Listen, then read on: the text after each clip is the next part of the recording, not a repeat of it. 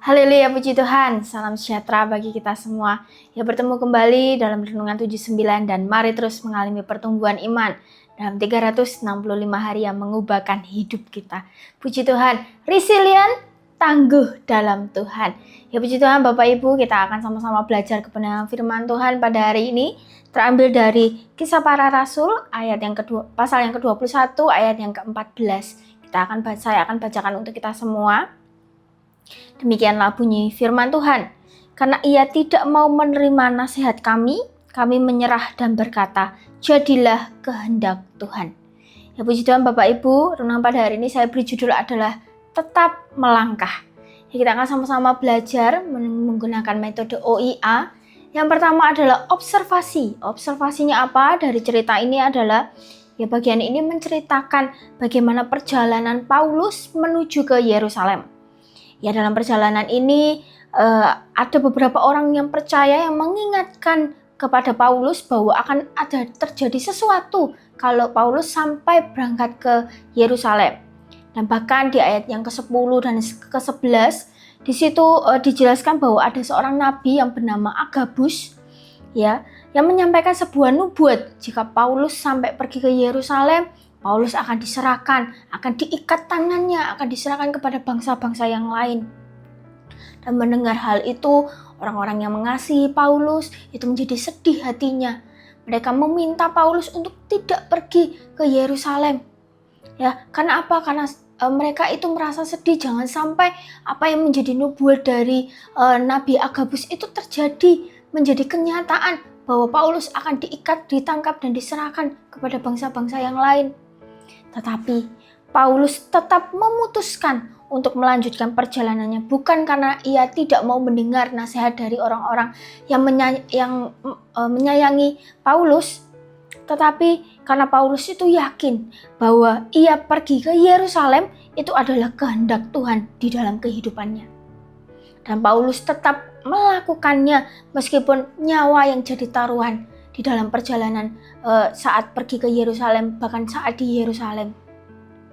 Paulus tidak merasa takut ketika Paulus harus pergi ke Yerusalem. Maka dari itu, bagaimana orang-orang percaya itu tidak lagi membujuk Paulus, karena Paulus tetap bersikeras untuk pergi ke Yerusalem. Dan pada akhirnya orang-orang yang menyayangi Paulus, yang mengasihi Paulus berkata, jadilah kehendak Tuhan. Ini seperti doa yang diucapkan bagi Paulus. Dan melalui bagian ini Bapak Ibu kita belajar ya bersama-sama. Tidak semua kehendak Tuhan itu selalu mudah untuk kita jalani. Ada kalanya Tuhan itu membawa kita melalui jalan yang mungkin tidak kita bisa mengerti di dalam kehidupan kita. Ya, penuh dengan tantangan, penuh dengan kesulitan. Bahkan ada jalan yang membuat kita itu harus berkorban. Dan disinilah kita belajar bagaimana kita mengenakan pedang roh dalam kehidupan kita, yaitu apa? Firman Tuhan. Ya, di dalam Efesus 6 ayat 17 dikatakan bahwa pedang roh adalah firman Allah. Firman Tuhan itu menolong setiap kita tetap berjalan dalam apa yang menjadi kehendak Tuhan dalam kehidupan kita. Sekalipun nanti ke depannya ada hal tantangan, kesulitan, tetapi firman Tuhan itu menolong setiap kita untuk kita tetap berjalan, melangkah di jalannya Tuhan. Karena seringkali yang membuat kita berhenti itu bukanlah kita tidak mampu Bapak Ibu, tetapi karena kita takut menghadapi ke depannya. Kita takut, kita sudah berpikir terlebih dahulu, oh ke depannya akan seperti ini. Kita takut melangkah. Dan melalui kehidupan Paulus kita belajar bahwa firman Tuhan itu menolong untuk kita tetap melangkah di jalannya Tuhan. Lalu yang menjadi pertanyaannya Bapak Ibu, lalu bagaimana firman Tuhan itu menolong kita untuk tetap percaya di saat situasi yang itu tidak mudah, situasi yang sulit? Interpretasinya yang pertama adalah firman Tuhan itu menguatkan iman saat kita tidak mengerti. Ya Bapak Ibu, kalau dari kisahnya Paulus ini kita melihat bahwa ketaatan kepada Tuhan itu tidaklah selalu dipahami oleh orang lain. Ya, bahkan ada orang yang berpikir bahwa keputusan yang diputuskan oleh Paulus ini, bahwa dia tetap taat kepada jalannya Tuhan, ia tetap taat kepada apa yang menjadi kehendak Tuhan, ini beresiko di dalam kehidupan Paulus, bahkan mengancam nyawanya Paulus. Ya, namun bagi orang-orang yang mengenal apa yang menjadi rencananya Tuhan di dalam kehidupannya, ketaatan tidak ditentukan oleh apa rasa nyaman, ya, melainkan bagaimana ketaatan itu ditentukan oleh keyakinan bahwa Tuhan itu tidak pernah salah dalam memimpin kehidupan setiap orang-orang percaya. Dan di titik seperti ini, firman Tuhan itu menjadi sangat penting bagi kehidupan kita sebagai orang-orang percaya. Firman Tuhan menolong kita, ya, tidak hanya untuk mengikuti apa yang kita lihat, apa yang kita dengar, atau apa yang kita rasakan, tetapi percaya kepada apa yang Tuhan katakan, yaitu melalui firman-Nya. Meskipun keadaan kedepannya itu belum jelas Bapak Ibu, ya, tetapi firman Tuhan itu mengingatkan kita kembali bahwa Tuhan tetap bekerja. Sekalipun kita belum melihat langsung hasilnya itu seperti apa, tetapi firman Tuhan menolong kita untuk kita punya keyakinan kepada Tuhan. Dalam Amsal 3 ayat 5 dikatakan, percayalah kepada Tuhan dengan segenap hatimu dan jangan bersandar kepada pengertianmu sendiri. Melalui ayat ini kita belajar bahwa tidak semua hal yang kita pahami sebagai manusia. Kita punya pemikiran itu terbatas Bapak Ibu. Ada kalanya kita merasa tidak mengerti, rencananya Tuhan dalam kehidupan kita itu seperti apa. Kita tidak mengerti ke depannya itu akan menjadi seperti apa. Tetapi kalau Tuhan izinkan hal yang terjadi dalam kehidupan kita, percaya sama Tuhan bahwa itu diizinkan Tuhan terjadi dalam kehidupan kita. Ayat ini mengingatkan kita untuk kita percaya kepada Tuhan. Manusia itu bisa saja salah dalam menilai situasi, yang mengira-ngira ke depannya seperti apa, bisa saja salah. Tetapi Tuhan itu tidak pernah salah memimpin setiap kehidupan kita, orang-orang yang percaya kepada Tuhan. Karena itu iman adalah saat kita memilih percaya kepada rencananya Tuhan di dalam kehidupan kita. Firman Tuhan menolong kita untuk tidak goyah Bapak Ibu, ya, meskipun banyak suara yang masuk ke dalam kehidupan kita yang banyak mengatakan nantinya seperti ini, tetapi firman Tuhan menolong kita untuk kita tetap teguh di dalam Tuhan. Kita percaya bahwa rencana Tuhan itu yang terbaik dalam setiap kehidupan kita. Dengan demikian, bagaimana firman Tuhan itu menguatkan iman kita untuk kita tetap berdiri bahkan ketika kita belum melihat ke depannya seperti apa. Yang kedua, interpretasi yang kedua Bapak Ibu, firman Tuhan itu memberi kekuatan untuk kita tetap melangkah. Ya Bapak Ibu yang dikasihi Tuhan, ya, setelah Paulus ini mengetahui apa yang terjadi di Yerusalem, sudah dinubuatkan oleh Nabi Agabus, ia tidak mengubah keputusannya, tetapi Paulus tetap melanjutkannya. Paulus tetap mau melanjutkan perjalanannya. Kenapa? Karena ia yakin ini adalah jalannya Tuhan. Ini adalah kehendak Tuhan di dalam kehidupannya. Paulus sangat memahami bahwa mengikut Tuhan itu tidaklah selalu mudah jalannya Bapak Ibu. Ada kalanya ia melewati jalan yang penuh dengan tantangan, kesulitan, bahkan adanya pengorbanan yang harus ia lakukan. Namun seberapa sulit Paulus ini menjalaninya, ia tetap melaluinya, ia tetap berjalan dalam kehendaknya Tuhan. Karena itu Paulus tetap melangkah, ia tidak membiarkan rasa takut, rasa gelisah, rasa khawatir itu menguasai hatinya. Ia tetap memilih taat kepada Tuhan dan mempercayakan bagaimana kehidupannya itu kepada Tuhan. Di dalam Mazmur 119 ayat 105 dikatakan, firman-Mu pelita bagi kakiku dan terang bagi jalanku. Ayat ini mengingatkan kembali, ya, bahwa firman Tuhan itu memberi arah bagi kehidupan kita orang-orang percaya. Perhatikan, di sini dikatakan firman Tuhan adalah pelita bagi kaki. Cara kerjanya pelita itu tidak menerangi langsung kelihatan semua, gitu ya, jalannya kelihatan semua, tetapi tidak.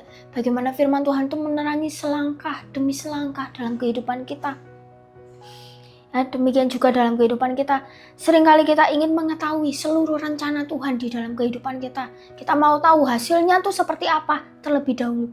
Padahal firman Tuhan tuh bekerja melalui kehidupan kita itu, berjalan itu bersama dengan kita selangkah demi selangkah. Menerangi kita selangkah demi selangkah.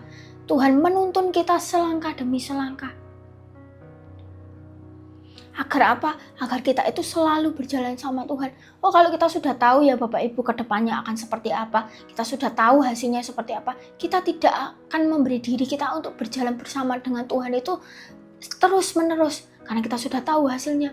Tetapi karena Tuhan memberikan kita pelita itu selangkah demi selangkah, berarti kita akan berjalan terus menerus bersama dengan Tuhan. Bapak Ibu, seringkali yang membuat kita berhenti berjalan itu bukan karena kita tidak mampu Bapak Ibu, tetapi karena kita takut. Takut akan apa? Takut akan kita gagal, kecewa, ya, merasa kesulitan, ya, takut kehilangan sesuatu yang sangat berharga dalam kehidupan kita. Karena itu kita membutuhkan firman Tuhan setiap hari. Firman Tuhan yang memberikan kita kekuatan saat kita lemah, memberikan kita keberanian saat kita mulai merasa takut. Melalui firman Tuhan pada hari ini, Tuhan mengingatkan bahwa Dia selalu menyertai setiap langkah dari kehidupan kita. Sama seperti Paulus yang tetap berjalan di dalam kehendaknya Tuhan, demikian juga dalam kehidupan kita Bapak Ibu. Mungkin keadaan yang kita alami itu sulit, menakutkan, tetapi kita tetap berpegang pada firman Tuhan dan tetaplah melangkah bersama dengan Tuhan, terus berjalan bersama dengan Tuhan. Aplikasinya yang bisa kita lakukan Bapak Ibu, ya, terkadang Tuhan mengizinkan situasi yang sulit terjadi dalam kehidupan kita. Mungkin ada masalah keluarga, masalah pekerjaan, kesehatan, pelayanan, dan lain-lain. Di saat seperti ini mungkin kita bertanya, Tuhan, kenapa hal ini terjadi? Bahkan kadang kita menjadi takut atau kita ragu untuk kita melangkah. Tetapi kita belajar dari kehidupan Paulus bahwa bagaimana mungkin kita tidak melihat hasilnya seperti apa, tapi kita tetap percaya Bapak Ibu, semua dalam rencananya Tuhan. Karena itu kita butuh pedang roh, yaitu firman Tuhan, yang selalu menguatkan hati kita, selalu menguatkan diri kita. Saat hati mulai takut, firman Tuhan mengingatkan kita kembali untuk kita tetap percaya. Saat kita lemah, firman Tuhan menguatkan kita. Saat kita bimbang, bingung untuk melangkah, firman Tuhan menolong kita untuk menentukan arah yang benar. Bapak Ibu, jangan hanya mencari Tuhan itu saat ada masalah atau sudah terlanjur, kita sudah memakai pikiran kita, terus habis itu gagal, terus baru kita cari Tuhan. Bapak Ibu, tidak Bapak Ibu. Kita harus cari Tuhan itu sejak awal. Bagaimana kita ada masalah, kita cepat-cepat datang kepada Tuhan. Kita minta Tuhan untuk memberi apa yang benar, apa yang salah di dalam kehidupan kita. Dan firman Tuhan itu menolong setiap kehidupan kita. Maka dari itu Bapak Ibu, mari terus kita baca firman Tuhan, baca apa yang menjadi kehendak Tuhan di dalam kehidupan kita. Amin untuk kebenaran firman Tuhan. Biarlah firman ini menjadi kekuatan dalam kehidupan kita, menolong kita setiap orang-orang percaya untuk tetap tangguh di dalam Tuhan. Terima kasih telah mengikuti Renungan 79, dan biarlah renungan ini menjadi berkat bagi kita semua, bagi Bapak Ibu Saudara yang ingin didoakan untuk pokok-pokok doa tertentu, ya, untuk menceritakan kesaksian, baik mukjizat kesembuhan atau permasalahan keluarga dan lain-lain, dapat menghubungi kami di nomor 0813 2742 0088. Puji Tuhan. Amin untuk kebenaran firman Tuhan. Kita akan sama-sama satu dalam doa Bapak Ibu. Terima kasih Tuhan, terima kasih Bapa untuk setiap kasih setiamu yang bisa kami rasakan. Kami sungguh bersyukur Tuhan jika pada hari ini kami diingatkan kembali untuk kami selalu dekat dengan-Mu Tuhan, untuk kami selalu memakai pedang roh dalam kehidupan kami memakai firman-Mu Tuhan ketika kami lemah, ketika kami takut, kami percaya dan yakin bahwa firman-Mu itu ya dan amin bagi kami Tuhan. Firman-Mu menolong setiap kami untuk kami tetap melangkah di dalam rencana-Mu Tuhan, meskipun sulit, meskipun banyak tantangan Tuhan, tapi kami mau berjalan bersama dengan Engkau Tuhan. Ya Tuhan Allah, Engkau telah memperlihatkan kepada kami, keluarga besar GPDI El Shaddai Magelang, kebesaran-Mu dan tangan-Mu yang kuat. Sebab Allah manakah yang melakukan perbuatan perkasa seperti Engkau. Terima kasih Tuhan, terima kasih Bapa. Kami terima kebenaran firman-Mu hanya di dalam nama Tuhan Yesus Kristus. Haleluya. Amin.